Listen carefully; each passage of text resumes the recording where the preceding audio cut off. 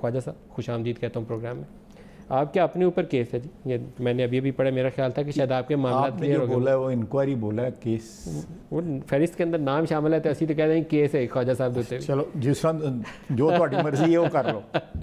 या तो इन 71 लोगों की फहरिस्त से नाम निकलवा लें, अपना नैब वालों से बोले। मैं एक्चुअली ये मनी लॉन्ड्रिंग के ऊपर जो है ना, it was one of the charges जो मेरे खिलाफ पिटीशन की गई थी कोवरंटो उस्मान डार की जो थी अप्रैल में, और जो पिटीशन की गई थी वो नैब को भी चली गई। तो उन दिनों अखबारों में आया था, मुझे और कोई मेरा ज़रिया नहीं है इंफॉर्मेशन का।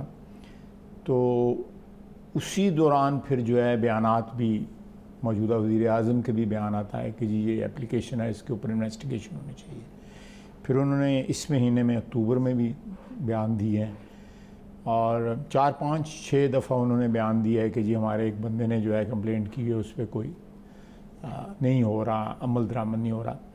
लेकिन एग्जैक्टली केस क्या है, ये मनी लॉन्ड्रिंग का क्या केस है इसके बाद? मैं मुलाजमत जो करता था बाहर, तो इट वाज चार्ज्ड, और या कोवरंटो में ये था कि वो जो है मेरी कंपनी है जिधर मैं मुलाजमत करता हूँ, यूएई में, जहाँ पे आप काम करते रहे थे, आपके ऊपर इल्ज़ाम यह है कि वो कंपनियों के मालिक ही आप हैं। जी मालिक हैं, और ये कवर है, ये सारा कवर है मनी लॉन्ड्रिंग का। बाद में उन्होंने उसको ये चेंज किया कि नहीं जी ये फॉरेन मिनिस्टर होके और डिफेंस मिनिस्टर होके, वाटर एंड पार्क मिनिस्टर होके बाहर किस तरह मुलाजमत कर सकते हैं या कंसल्टेंसी कर सकते हैं। इसमें मनी लॉन्ड्रिंग कैसे आ गई?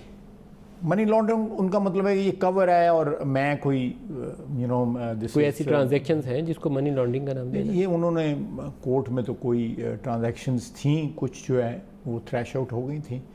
आपको पता है कि 12-13 दिन पहले जो है डिटेल जजमेंट भी जो है उस केस में आ गई थी।